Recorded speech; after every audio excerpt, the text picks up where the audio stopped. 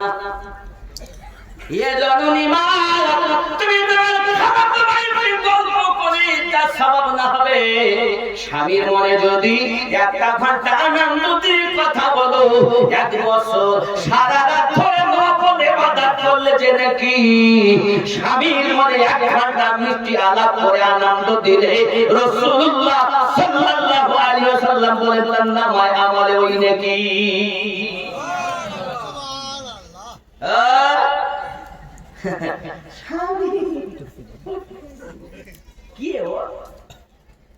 এখানকার বিয়ে হইতো আবার বিয়ে অন্য জায়গায় ঠিক হইল আমি নতুনের সঙ্গে তো হইল না ওই মশারে জ্বালায় ওই মশা এসে ওই ছেলেটা একদিন যার সাথে আমার আমি নদীর সঙ্গে আমার ঠিকঠাক হইল হতে পারিনি কিন্তু থাকি তো ভালো হতো হুজুরির বউ হতা তা কি করবো চারটি ছেলের মা এখনো শান্তি পালাম না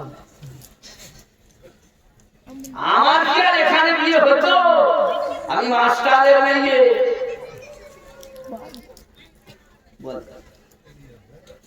স্ত্রী করে স্বামীর বদনাম আব্বাকে যদি জিজ্ঞাসা করে আব্বা আমার মা কেমন আপনার জীবনে আর বলিস ঠেলিয়ে ঠেলিয়ে চালায় লচল লচল স্বামী করে বিবির বদনাম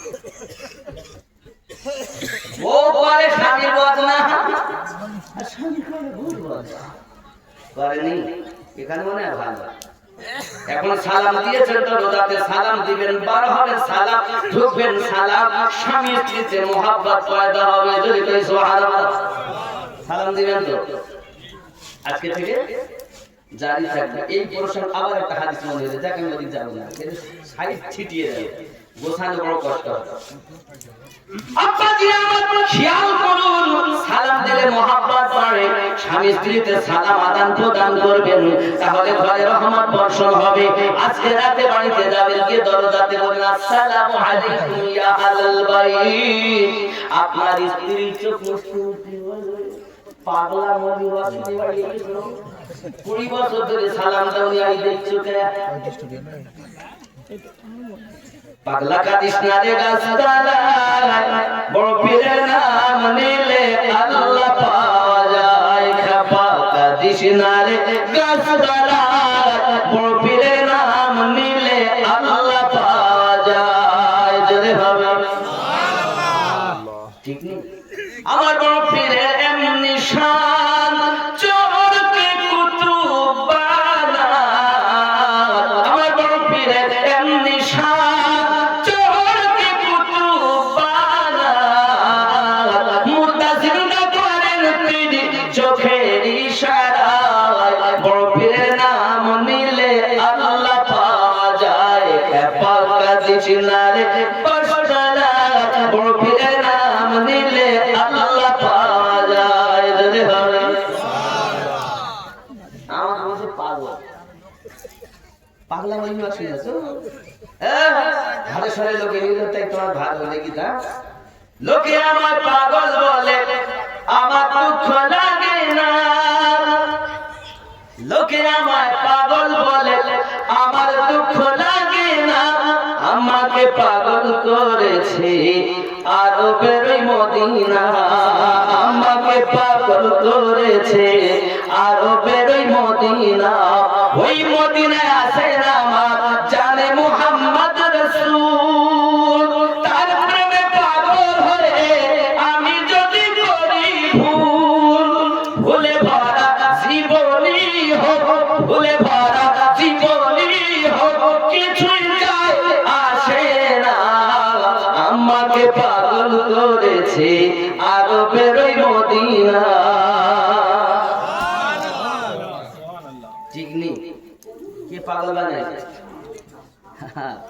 আল্লাহ আমাদের কবুল করুন জোরে বলি আমিন আরো জোরে আল্লাহ আব্বাজি আমার প্রিয় রাসূল সাল্লাল্লাহু আলাইহি ওয়াসাল্লামের মহব্বত কত অন্তরে, স্বামীর প্রতি স্ত্রীর ভক্তি কত অন্তরে।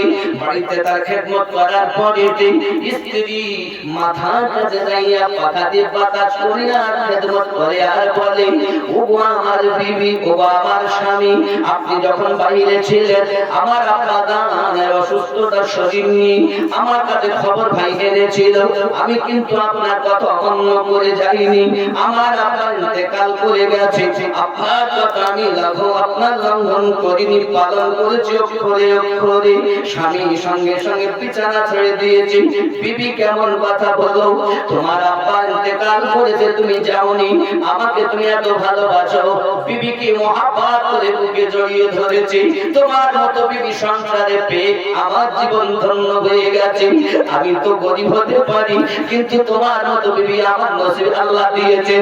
চলো বিবি চলো, আর দেরি নয়, এখনই যাব তোমার বাপের বাড়িতে। স্বামী আর স্ত্রী গোছগাছ করে নিয়ে বাপের বাড়ি চলে গেছেন। যাওয়ার বুকিরা যেই না বাড়িতে আপনাকে না ঢুকবেন, ভাই বেরিয়ে এসেছি, এসে বলতে যে পুনার এখন এসে কি হবে, আব্বা ইন্তেকাল করেছি, তুই এত নিষ্ঠুর হলি কেমন করি, মরা মুখটা বাপে দেখতে এলি না, বাপকে দাফন করে দিয়েছি, দেখতে এলি না বলে তুই এত নিষ্ঠুর হলি কেমন করি, তোর মনে যে এত পাঠানো, তুই যে এত শব্দ আমি আগে বুঝতে পারিনি। কোন চোখের পানি ফেলে কাঁদে তুলে ভাই কাঁদে, আল্লাহ পাক আল্লাহ তাআলার পক্ষ থেকে বাবা কি দয়া তাদের প্রতি রহমত নাযিল হয়েছে। আব্বার বাড়িতে যাইয়া আব্বা তাদের কবর, আপনার কিনা শ্বশুর আব্বার কবর জিয়ারত করেছেন। রাতের বেলা দেশে আছেন, রাতের বেলা স্বপ্ন মেয়ে দেখতেছেন, স্বপ্নে দেখতেছেন আল্লাহ দয়ার জান্নাতে তার পিতা ঘুরে বেড়াচ্ছে।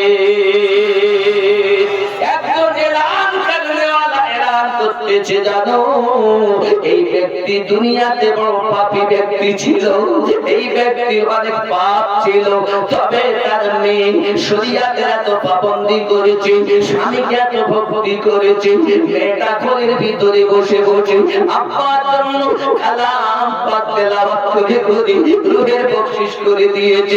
মহান আল্লাহ পাক আল্লাহ তাআলা আর ওই মেয়েটা আপনার কিনার জন্য, স্বামীর ভক্তির জন্য, শরীয়তের খেলাফ না কাজ করার জন্য তার পিতার সমস্ত গুনাহ মাফ করে দিয়ে জান্নাতি বানিয়ে দিয়েছে।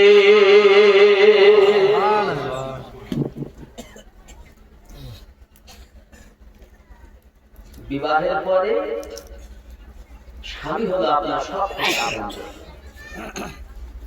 আর বিবাহের পর একটি ঘরে, যে ঘরে আপনি গেছেন সেখানে হাতিয়ার হলো আপনার শাশুড়ি। হাতিয়ারকে, হাতিয়ার যদি আপনার হয় পুরো ঘর আপনার দখল। ভালো করে বুঝবেন আমার কথা, আমি সংক্ষিপ্ত ভাবে আপনাকে বলবো। মেয়েরা যখন বিয়ে করে স্বামীর ঘরে আসে, তারা অনেকটা স্বপ্ন নিয়ে আসে, অনেকটা স্বপ্ন নিয়ে আসে, কিন্তু শাশুড়ি যিনি তিনি বলেন বিটি বিয়ে দিয়েছি, বিটি এনেছি। খুব ভালো লাগে শুনতে, কিন্তু যখন বহুমা কোন রকম ভুল ত্রুটি হয়, কারণ তো আলাদা পরিবেশে মানুষ হয়েছে, না রান্না জানে ভালো, না ঘরের কাজ জানে ভালো, কিছু ভালো জানে না, কারণ সেখানে ওর জীবনই আলাদা ছিল, এখন তো আলাদা জীবনে এসেছে, তো ভুল হবে। আর যেই একটু ভুল হয় পাশের বাড়ি গিয়ে গল্প করে, দেখেছো একটু কিছু বলার না, তো উনি আমার ছেলেটাকে আমার বোমা বশ করে দিয়েছে, বলে না, এই বলে না, এখানে ভালো মনে হয়। আমার অভিজ্ঞতার কথা বলতেছি সব জায়গায়। আমি বলি মা আপনি বিটি দিয়েছেন, বিটি পেয়েছেন, তা আপনার বিটি যদি কোনো ভুল করে, তুই একবারও তো পরে বাড়ি গিয়ে গল্প করো না যে আমার বিটি এই করেছে, বলো না। আর বৌমা এনেছো তাই পরের বিটি, তাই তার মানে তুমি মা হতে পারো শাশুড়ি থেকে গেছো। তুমি যদি মা হতে কখনো গল্প করতেন না। তাকে আদর করে নিজের মেয়েকে যেমন বিটিকে যেমন সহাগ করে বুঝিয়ে গুছিয়ে নাও, নিজের ঘরে বৌমাকে গুছিয়ে নিতে শেখো। 2 নাম্বার, বৌমাকে বলো আপনি বাপের বাড়ির আত্মীয় এলে এত যত্ন করেন, রাত 1 টাইমে যদি রান্না করতে বলে তো করে, আর স্বামীর বাড়ির আত্মীয় যদি আসে তো মাথা ব্যথা হয়, জ্বর হয়, কোমর ব্যথা হয়, আছে না না শয়তানি। বাস্তব কথা বলতে বলে একদম স্বামীর বাড়ির কুটুম যদি আসে, স্বামীর গুণে গেছে, গুণা এসেছে, ওরা এসে যদি 5 দিন থাকে শুধু স্বামীর প্রতি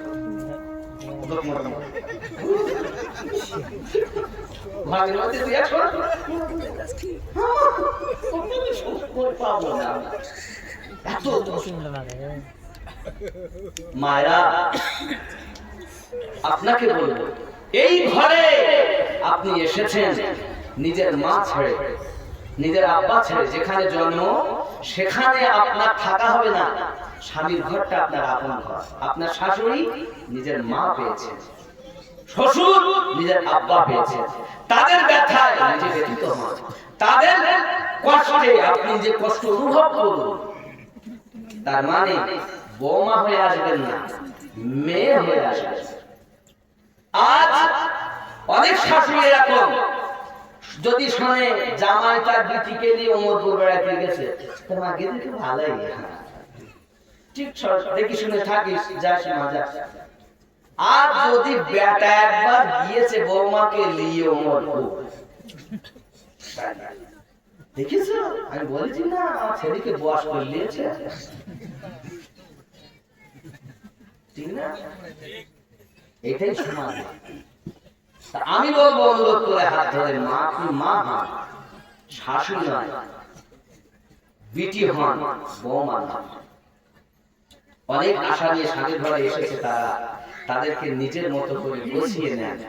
আর বৌমা শাশুড়ি মাকে খুব বেশি যত্ন করুন, শ্বশুর আব্বাকে যত্ন করুন। এখন বৌমারা বাপ শ্বশুর এবং শাশুড়ি ভাত রান্না করতে চায় না, এখন তো শুধু একা 2 জন খাবে এটাই চিন্তা ভাবনা। শ্বশুরকে ভালোবাসুন, শাশুড়িকে মহব্বত করুন, এহ জগতে লাভ, পর জগতে লাভ। আল্লাহ যেন আমাদেরকে তৌফিক দান করেন, আমার মায়েদের এবং আমার আব্বাজানদেরকে, যেন তারা তাদের সন্তানদেরকে সঠিক শিক্ষায় শিক্ষিতা করতে পারে। জোরে বলি আমিন। আর জোরে বাবা আমার, এখন তো মেয়েরা এসেছে সিরিয়াল দেখা জিনিস, বলে তোরা আমাকে চিনিস, শ্বশুরকে কিভাবে এ করতে আমি জানি, হ্যান্ডেল করে ফেলবে, শাশুড়িকে কিভাবে হ্যান্ডেল করতে আমি জানি, কারণ সিরিয়াল দেখা জিনিস। মায়েদের বলবো, যেদিন বিয়ে হবে সেদিন থেকে কিছু না পড়ো, কোরআন শরীফের সূরা নূর তেলাওয়াত করো, আর ব্যাখ্যা সহ পড়বে, তাতে কি আছে।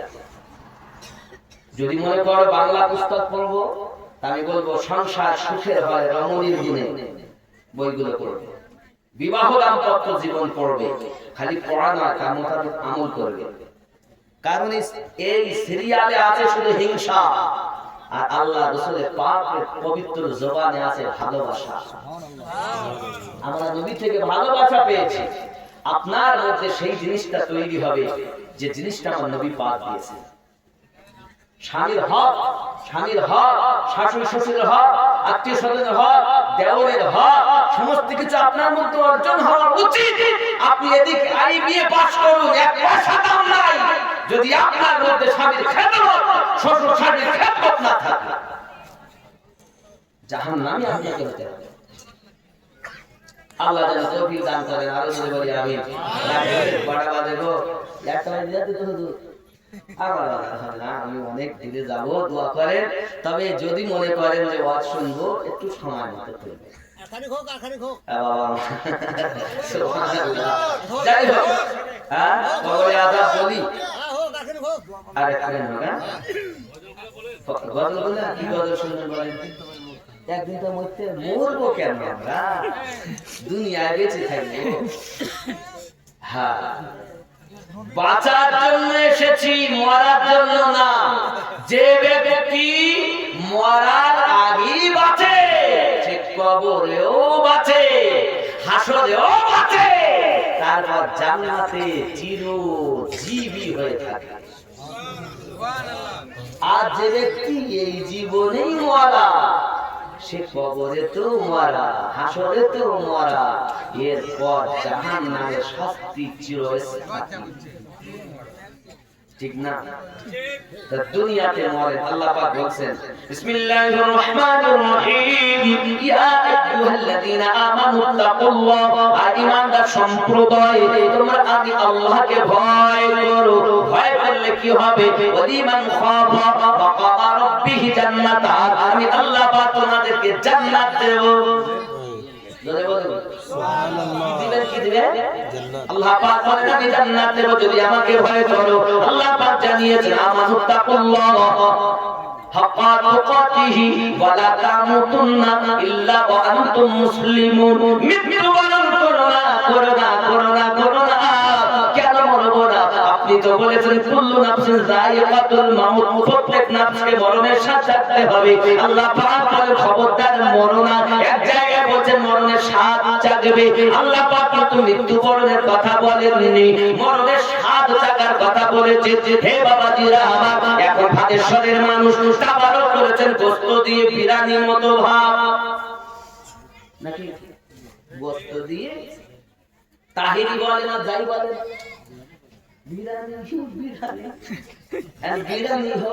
বিরিয়ানি করেছে। এখন আমাকে হুজুর আপনি একটু শিখি দেখেন দিন, লবণ টবণ ঠিকঠাক হয়েছে না, মাল মশলা না, আমাকে টাকার জন্য এক গামলা দিলে। আল্লাহ পাক বলেন মরণের স্বাদ চাখবে, মরবে। অপর জায়গায় আল্লাহ বলেন খবরদার মৃত্যুবরণ করো না। আল্লাহ পাক বললেন কেন কেন কেন মৃত্যুবরণ করবো না? আল্লাহ পাক বলেন তোমরা মরার আগে মরো, তারপরে মরো। যত সময় পর্যন্ত তুমি পুরোপুরি ভাবে ইসলামের গণ্ডির ভিতরে প্রবেশ না করে নিজেকে পরিবর্তন না করে দেবে, খবরদার মৃত্যুবরণ করো না বাবা। এখন নামাজও পড়ে শুধু খায়, আদা মতো ঢুকেছে, নামাজও পড়ে তাস খেলে, আদা মতো ঢুকেছে, নামাজও পড়ে দাড়ি কাটে, আদা মতো ঢুকেছে, পুরাপুরি ইসলামে ঢোকা হলো না।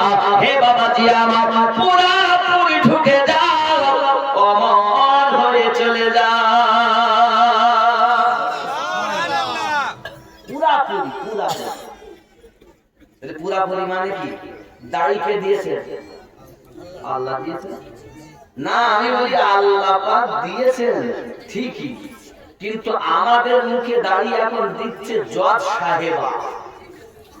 কেন হুজুর আপনি কথা বললেন?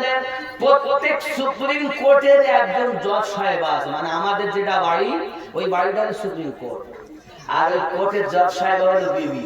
বিবি বলতে তুমি সেই কাজ করো, পাগলা মরবি, আমি যদি ওয়াজ শুনিতে দাঁড়িয়ে রাখবো বলেছ, আমি বলতে তুই দাঁড়িয়ে রাখবো না। জজ সাহেব দেয়নি।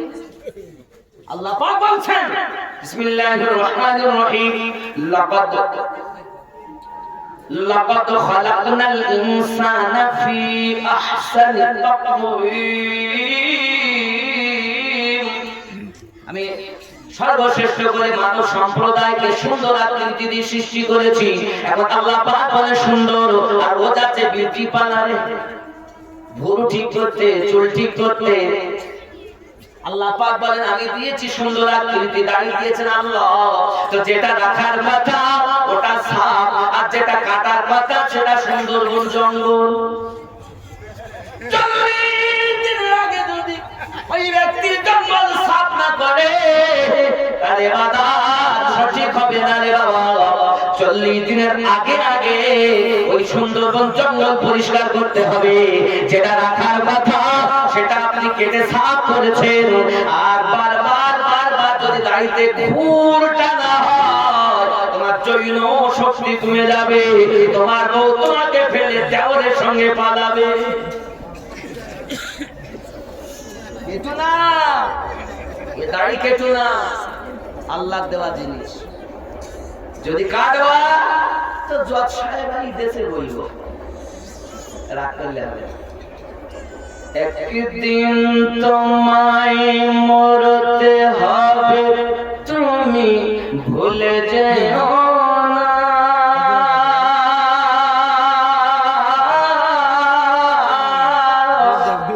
হবে মাটির বিছানা গো তোমার আসল ঠিকানা। এ বাড়ি গাড়ি টাকা কড়ি কিছুই রবে না।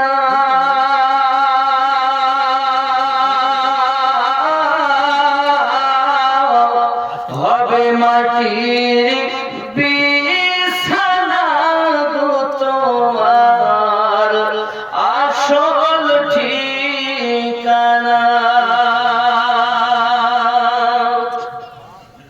আপন জনের কান্না যত সবই শুনতে পাবে,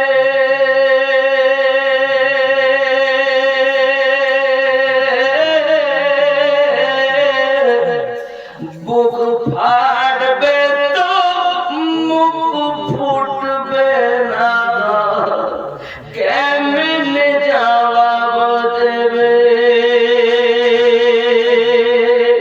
কি করে বুঝাবে তুমি দেহের বেদনা।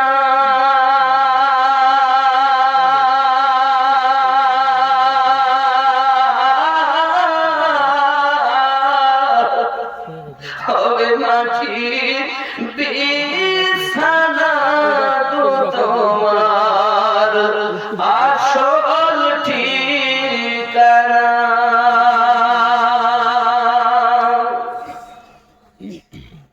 কাঁদবে মাতা, কাঁদবে পিতা, কাঁদবে ভাই বোন,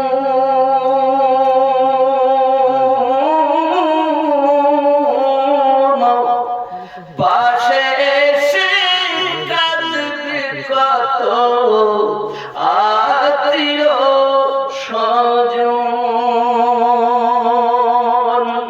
করবে দোয়া খোদার কাছে, করবে দোয়া খোদার কাছে মুমিন মুমিনা।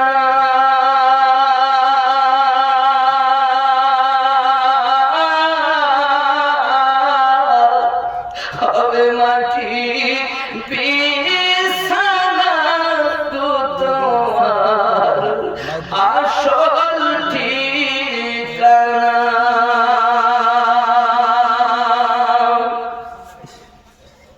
এসেছিলে যখন তুমি এই না সাধের ভাবে,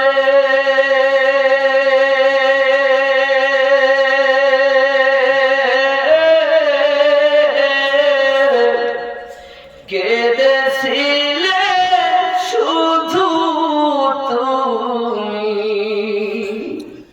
হেসেছিল সবে।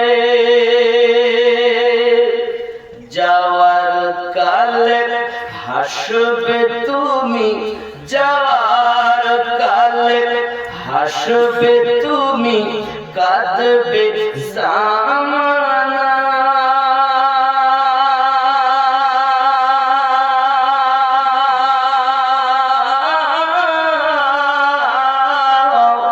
হবে মাটির বিছানা গো তোমার আসল ঠিকানা।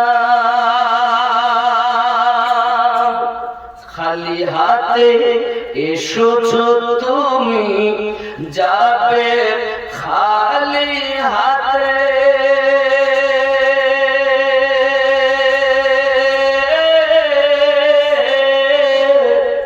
শুধু একটি সাদা কাফন দিবে তোমার সাথে। আমল ছাড়া তোমার সাথে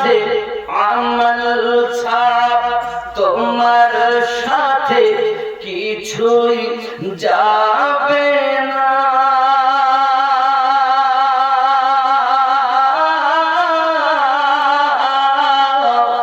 হবে মাটির বিছানা গো তোমার আসল ঠিকানা। আল্লাহুম্মা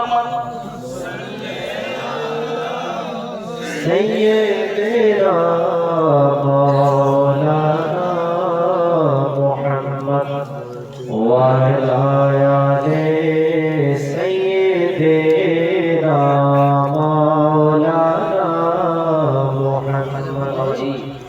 কবরে তিনটে সঙ্গে যাবে আমার, দুটি চলে আসবে, বন্ধু বান্ধব আত্মীয় চলে আসবে, আমার মান সম্মান চলে আসবে, চলে যাবে কবরে আমার। কবরে দেওয়ার পর প্রশ্ন তো হবেই, আল্লাহ পাকের ফেরেশতা আসবে, তুলবেন আমাদের। তিনি বলবেন, আয় আল্লাহর বান্দা, আয় আল্লাহর বান্দি, তুমি দুনিয়ায় কি কর্ম করেছো লিপিবদ্ধ করো। আমরা তখন বলবো, খাতা নেই, লিখবো কোথায়? কলম নেই, লিখবো কোথায়? কালি নেই, লিখবো কিভাবে? ফেরেশতা তখন বলবেন, তোমার কাফনটাকে খাতা বানিয়ে নাও, তোমার আঙুলকে কলম বানিয়ে নাও, তোমার গালের থুতুকে কালি বানিয়ে নিজে যা করেছো লিপিবদ্ধ করো। আমরা তখন নিজেদের কর্মগুলো লিখবো। আয় আল্লাহ, ভারতেশ্বরে জালসা দিয়েছিল, আমি জালসাতে গিয়েছিলাম। আয় রব, সেখানে আমি 2000 টাকা দিয়েছিলাম, 10টা টাকা দিয়েছিলাম, 100 টাকা দিয়েছিলাম, নামাজ পড়েছিলাম, রোজা রেখেছি, যাকাত দিয়েছি, হজ করেছি, বস্ত্রহীনকে বস্ত্র দিয়েছি, মসজিদে দান করেছি, ঈদগাহে দিয়েছি, মাদ্রাসায় দিয়েছি, ফকিরকে দিয়েছি, ইত্যাদি ইত্যাদি নেক আমলগুলো লিখবো। আল্লাহর ফেরেশতা বলবেন, আর কিছু বাকি আছে? খুব স্মরণ করে করে না, কাফনটা টেনে নেবেন, আবার বলবেন আর কি আছে সেটাতে লেখো। কি লিখবো? দুনিয়ায় যত পাপ কাজ করেছো লিখো। আচ্ছা আপনি বলুন, আমি নিজে হাতে নিজের অপরাধ লিখতে চাবো? কেউ লিখতে চায়? ফেরেশতা তখন বলবেন, রাতে অমুক দিন অমুক জায়গাতে অমুক গুনাহ করেছো। তখন ভয়ে আমরা বলবো, না আমি করিনি। আল্লাহ, ওই কবরের মধ্যে বাবা নিজের জবান বন্ধ হয়ে যাবে। আল্লাহ পাকের ফেরেশতা বলবেন, তুমি সুদের টাকা লেনদেন করেছিলে বলো? আমি বলবো আমি করিনি, কারণ সুদের অনেক পরিমাণ শাস্তি। আব্বাজি, আমার মানা করব যখন আমার জবান বন্ধ হয়ে যাবে, আমার সাক্ষী দেবে আমার চক্ষু, সাক্ষী দেবে আমার হাত, সাক্ষী দেবে আমার কান, সাক্ষী দেবে আমার পদদয়। আব্বা, আমার বেটা বেটি বন্ধু বান্ধব ছেড়ে দিলাম, স্ত্রী পুত্র ছেড়ে দিলাম, নিজের সঙ্গে যেগুলো আছে এইগুলো আমার ব্যাপকে সাক্ষী দেবে। আমার আল্লাহ জানিয়েছে, বান্দা বান্দি, আমি আল্লাহ পাক তোমাকে কোটি কোটি টাকা সম্পদ দেহের ভিতরে দিয়েছি। তোমার এই অঙ্গ প্রত্যঙ্গ গুলো যদি তুমি তোমার গোলাম বানাতে পারো, তোমার অধীনে বানাতে পারো, হাত যদি তোমার হয়ে সাক্ষী দেয়, চক্ষু যদি তোমার হয়ে সাক্ষী দেয়, পদদয় যদি তোমার হয়ে সাক্ষী দেয়, কর্ম যদি তোমার হয়ে সাক্ষী দেয়, তুমি সুপারম্যান হবে। তোমার জন্য কবরে এত সুন্দর ফুলের বিছানা বিছিয়ে দেওয়া হবে, একটা আওয়াজ হবে, আয় আমার ফেরেশতা, আমার বান্দা আমার বান্দির জন্য আরামের বিছানা পেতে দাও, জান্নাতের সুখটা কবরে দাও, ঘুমিয়ে যাও, ঘুমিয়ে যাও, ঘুমিয়ে যাও। কেউ ডিস্টার্ব করবে না, কেউ তোমাকে জ্বালাবে না, যতদিন কিয়ামত না হবে ঘুমিয়ে থাকবে।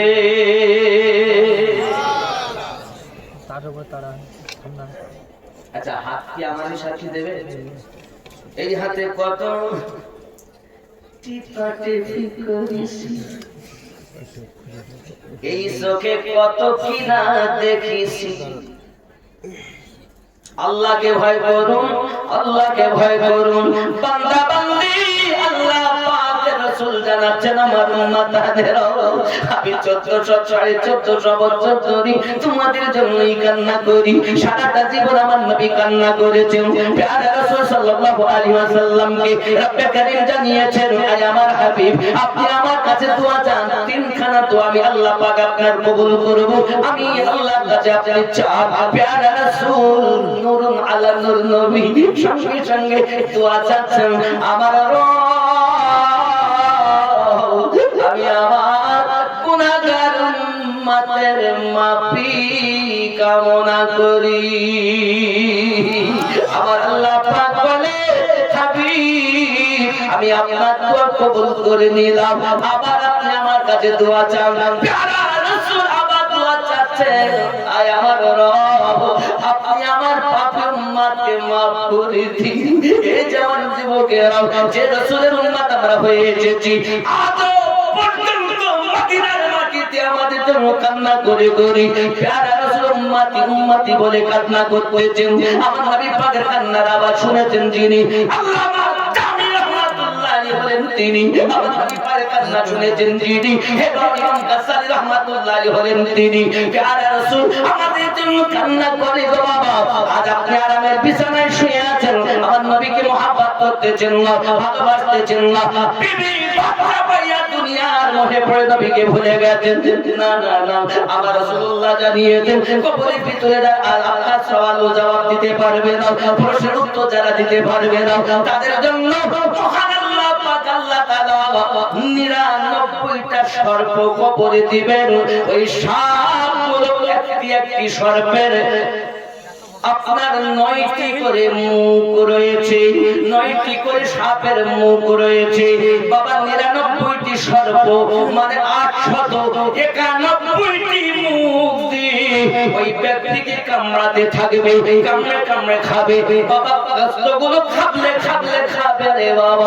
প্যারা রাসূল বর্ণনা দিয়েছেন, সাহাবায়ে কেরাম বিদুল্লাহি তাআলা আজমাইন কেঁদে কেঁদে দাঁড় হয়ে যায়, ইয়া রাসূলুল্লাহ, ইয়া হাবিবাল্লাহ, এই কবরের মধ্যে কোনো সাথীবাদী থাকবে না। 93টি সর্প 891টার মধ্যে যখন খাবলে খাবলে খাবে গো, একদিক দিয়ে খাবলাবে আর একদিক দিয়ে ভালো হয়ে যাবে, আবার খাবলাবে, আবার তাকে আযাব দেওয়া হবে।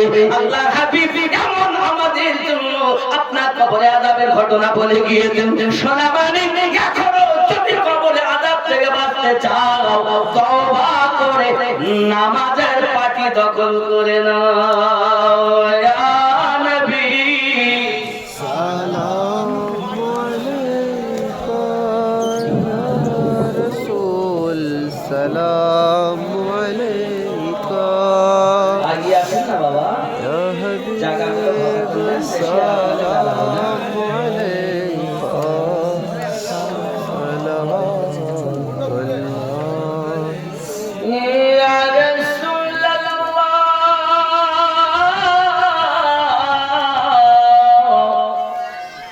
মরণে খালে আসিবেন, নূরানী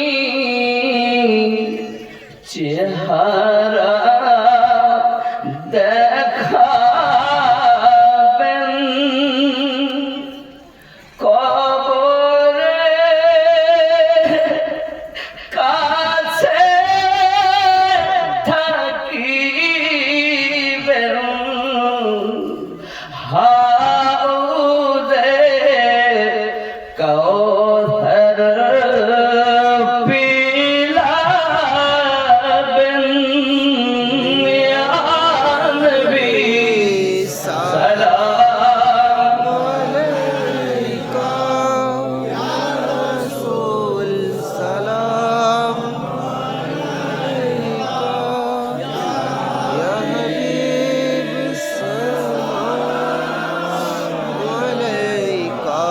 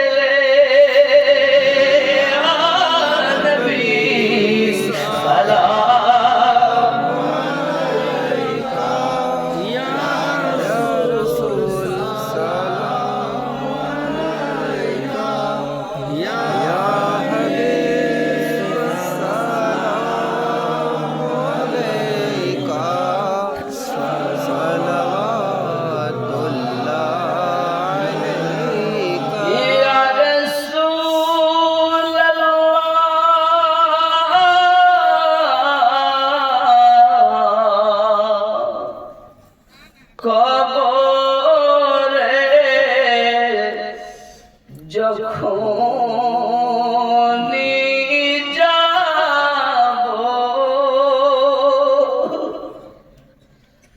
আপনারি দিদার যে পাবো দিদারে খুশি মানাবো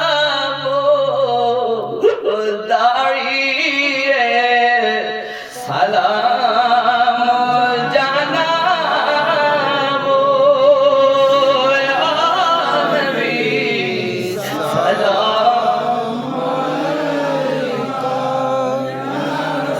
يا رسول سلام عليك يا حبيب سلام عليك صلوات الله إلهي পাক রব্বানা মাফ করো আমার উম্মতের গুনাহ দোজখে রইলে একজনা জান্নাতে আমি যাব না ইয়া নবী সালাম আয়া রাসূল সালাম ইয়া হাবিব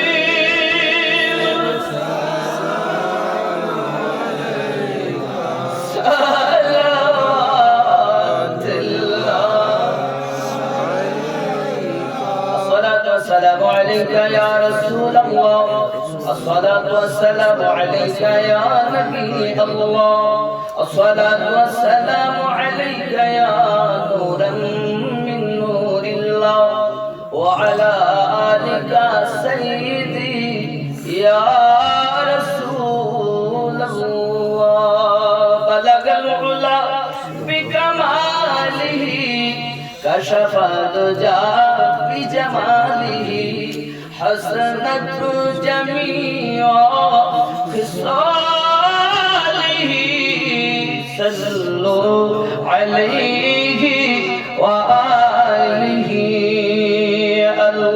اللهم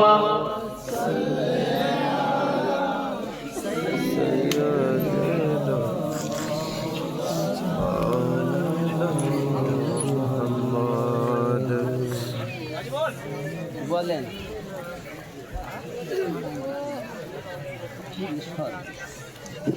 আব্বা আমার বেশি লেট নয় দোয়া হবে তারপর তাবারের কাছে আপনারা যে যেখানে বাড়ি আছেন জলদি আসুন আপনাদেরকে বসে তাবারক বিরিয়ানি খেতে দেওয়া হবে যেহেতু রাত অনেক হয়েছে।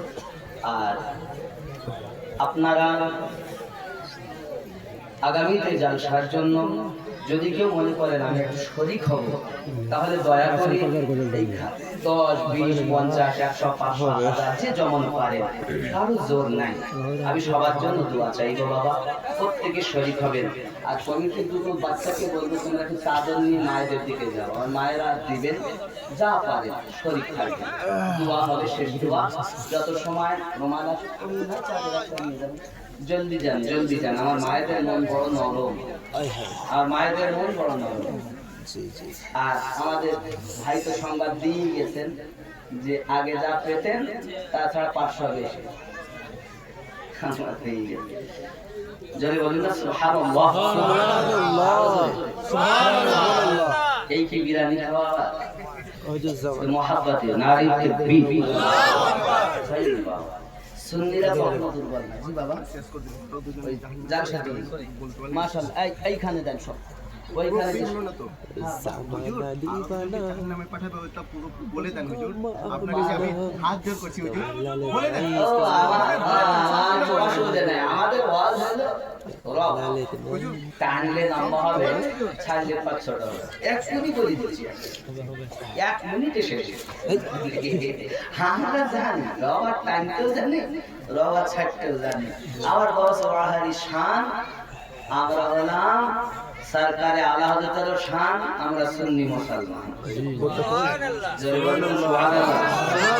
অনেকে থাকবে বিরুদ্ধে আচরণ করা ব্যক্তি আমাদের তাকে নিয়ে আমার গোনা সময় নেই কথা বুঝতে পেরেছেন আমাকে এত ব্যস্ত করে দিয়েছে যে তাকে নিয়ে গুনবো এ সময় কিছু নাই কথা বুঝতে পেরেছেন তা আল্লাহ পাকের কাছে আমি এই দোয়াই করি আল্লাহ সকলকে আমার রাসূলের আশীর্বাদ দিন আমিন আরো জোরে বলি আল্লাহ আমিন দেন বাবা শরীফ খান আব্বা আমার হাতে দেওয়াটি বলে আল্লাহ দেখছেন আল্লাহ দেখছেন এই যে তিনটি ছটা এবার আছে यानी 3 बालाए कब्र में कब्र 3 बाला সেটা শুনুন वो 3 बाला जो कब्र में आएगी उनमें से पहली बाला ये है ওই তিনটি যে তিনটি কবরে আসবে তার প্রথম বালা হলো এই মুনকার নাকির के सवाल में सख्ती होगी মুনকার নাকিরের প্রশ্নটা খুব শক্ত হবে आदाब खूब शक्त হবে दूसरी बाला ये है कब्र में बहुत सख्त अंधेरा होगा দ্বিতীয় নাম্বার কবরে খুব বেশি অন্ধকার হবে तीसरी बाला ये है कब्र उसकी कदर तंग हो जाएगी तमाम पसलियां आपस में मिल जाएगी 3 নাম্বার বালা এটি যে কবরের এত সংকীর্ণ কবর হবে যে সমস্ত পাসলিগুলোকে চূর করে দেবে ডাইনে বামে বামে ডাইনে রাসূলের পাক সাল্লাল্লাহু আলাইহি সাল্লাম প্যারা রাসূল নিজের হাত মোবারক আর উঙ্গলি মোবারক গুলো এইভাবে ঢুকিয়ে বলেন এইভাবে পিছাই করবে কবরের মাটি এটি গেল কবর হাসরের তিনটি রাসূলুল্লাহ সাল্লাল্লাহু আলাইহি ওয়াসাল্লাম জানান হাসরের তিনটির মধ্যে पहली बाला ये है पर उसका हिसाब बड़ी सख्ती से साथ होगा दूसरी बाला है उसकी जो जल का गजब होगा तीसरी बाला है कि अल्लाह उसको उसके आग की आजाब देगा पता बुझते पेरेছেন रसूल पाक सल्लल्लाहु अलैहि वसल्लम বলেন कियामत में आने वाली 3 बालाएं उनमें से पहली बाला के हिसाब बड़ी सख्ती के साथ होगा হাসরের মাঠে যে হিসাব হবে খুব শক্তির সঙ্গে হবে এমন কেউ নাই যে আল্লাহর দরবারে নিজের আমলনামা পেশ করবে আদম নবী থেকে সমস্ত নবী ও রাসূল সব বেকার কার আমলনামা আগে দেওয়া হবে তখন 70 জন ফেরেশতার বোঝা বহনকারী আমলনামা নিয়ে আসবেন যার আমলনামা सबसे पहले रब की बरगाह में दी जाएगी वो हजरत अबू बकर सिद्दीक রাদিয়াল্লাহু তাআলা সুবহানাল্লাহ 70 জন ফেরেশতার বোঝা অনেক কথা যাই হোক বাপ আমি ওদিকে যাচ্ছি না दूसरी बात एक उस पर रब अब जो जल का गजब होगा अल्लाह ताला তার প্রতি বড় নিষ্ঠুর হবে আল্লাহ কিন্তু নিষ্ঠুর নন আল্লাহ গফুরুর রহিম কিন্তু ওই দিন আল্লাহ পাকের আরেকটি নাম ইয়া গফার গফার নামের গজবে আল্লাহ পাক তার প্রতি শক্তি করেছেন 3 নাম্বার तीसरी बात है कि अल्लाह ताला उसकी आग आजाद देगा 3 নাম্বার আল্লাহ পাক তাকে আগুনের শাস্তি দিবেন এই মোট 12টি বালা জামাতে নামাজ না পড়া ব্যক্তির জন্য আমাদের নবী পাক সাল্লাল্লাহু আলাইহি ওয়াসাল্লাম প্যারা জবানে ইরশাদ করেছেন এজন্য বা জামাত নামাজ আদায় করুন বলুন ইনশাআল্লাহ রাজি আছেন তো নাকি অনেক কিছুই বলা হলো ভুল ত্রুটি মার্জনীয় আল্লাহ যেন মাফ করে দেন আর বলার পরে যদি আপনার দুঃখ পান আপনারা মাফ করবেন আর আমল করবেন একটি উপদেশ আপনাদেরকে দেই যাদের আব্বা এবং আম্মা জান হায়াতে আছেন, সকালে আপনি যখন কর্মে যাবেন, কর্মে যাওয়ার আগে আব্বা জানের হাত দুটি ধরবেন, চুমা দিবেন, আম্মা জানের হাত দুটি ধরবেন, চুমা দিবেন, দিয়ে কর্মে বেরিয়ে যাবেন। কোন মুসিবত যদি আসে, আল্লাহ রাসূল বলেন আল্লাহ পাক সেই মুসিবত দূর করে দিবেন। রাজি আছেন তো? ইনশাআল্লাহ। সন্তানকে চুমা দিতে ভালো লাগে, বিবিকে চুমা দিতে ভালো লাগে, আর মাকে চুমা দিতে দুঃখ লাগে।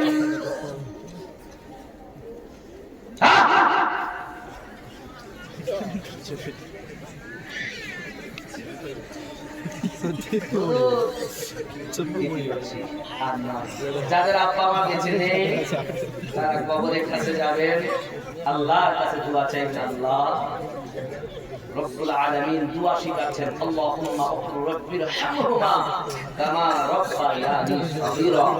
যদি কোন সন্তান তার আব্বা এবং মায়ের কবরের পাশে দাঁড়িয়ে চোখের পানি ছেড়ে দিয়ে দোয়া চায়, আল্লাহর হাবিব বলেন তার চোখের পানি নাকের ডগায় আসার আগেই আল্লাহ পাক তার আব্বা মায়ের কবর জান্নাতের বাগান বানিয়ে দিবেন। সুবহানাল্লাহ। এবার আপনার প্রশ্ন থাকতে পারে, হুজুর আমি তো দিল্লি থাকি, বোম্বাই থাকি, গুজরাটে থাকি, ব্যাঙ্গালোর থাকি, কেমন করে বাপ মায়ের কবর জিয়ারত করব? আপনি জানেন আমার বাড়িতে এই দিকে হয়, সেই মায়ের কবরের দিকে মুখ করে আপনি ওখান থেকে জিয়ারত করবেন, আল্লাহর কাছে দোয়া চাইবেন। রাজি আছেন তো? যদি বাড়ি থাকেন প্রতিদিন ফজরের নামাজের পর আব্বা মায়ের কবরের কাছে যান, প্রতিদিন না পারলে সপ্তাহে একদিন যান, সপ্তাহে একদিন না পারলে 15 দিনে একদিন যান, 15 দিনে একদিন না পারলে মাসে অন্তত একবার যাবেন। বলুন না ইনশাআল্লাহ? যাবেন, মা বাপকে ভুলিয়ে দিবেন না, তাদের সব অসহায় আমাদের জন্য তার অপেক্ষায়। অনেক হাদিসে প্রসঙ্গে আছে। যাই হোক, 786 কথাটা বলতে বলি দেখাচ্ছে, এটা বলি বললে আল্লাহ যেতে আমার প্রায় 7-8 ঘন্টা লাগবে। দোয়া করুন বাবা, এখনকার রাস্তাঘাটের যা অবস্থা বা, আর রাত যখন বেশি হয় না, তা ওরা তো সব একদম বড় গাড়িগুলো আমাদের 4 চাকাগুলোকে মশা সাইড চাইলে সাইড দিচ্ছে, আর সব তো একদম মানে বাদশাহী থাকে। যার সেই দিকে যে লরিওয়ালারা আমি রাজা কেন বলে, ওর মধ্যে যে আছে বাবা ভরা, ওই চোটে ও রাজা হয়ে যায়, বড় ভয়। কখন কোন জায়গায় আল্লাহ কাছে দোয়া করে আল্লাহ যেন আমাদের অ্যাক্সিডেন্টে মৃত্যু না দেয়। জয় বলি না আমি? আমাদেরকে মৃত্যু দিবেন, তামা রাসূলের পাকের দিদার দিবেন, মুখে কলেমা জারি দিবেন, আর ঈমানি মরণটুকু নসিব করবেন। আমিন। সবাই বলে আল্লাহুম্মা আমিন। 786 92 লাগাও রে মোবাইল নাম্বার, ধরবে রে মা দিনার সেন্টার, গাউস খাজা আহমদ রাজা সেই দরবারের কমান্ডার, ধরবে রে মা দিনার সেন্টার। জোরে হবে সুবহানাল্লাহ। নামাজ শেষে মুক্ত হস্তে কল করো ইয়াকিন করে, কল করো ইয়াকিন করে।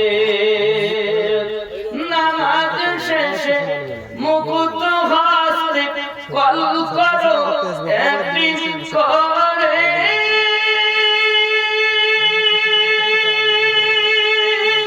তখন দুয়া তোমার কবুল হবে সে আল্লাহর দরবারে, দুয়া কবুল হবে তোমার, অপসান করো সপটার, ধরবে রে মা দিনার সেন্টার। 786 92 লাগাও রে মোবাইল নাম্বার, ধরবে রে মা দিনার সেন্টার।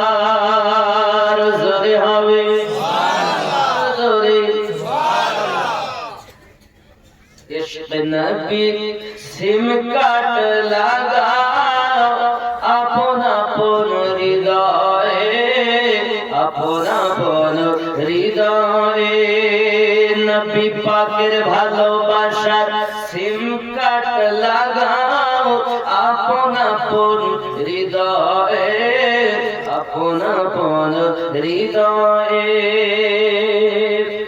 इश्क नबी सिम काट लगाओ अपना पुन हृदये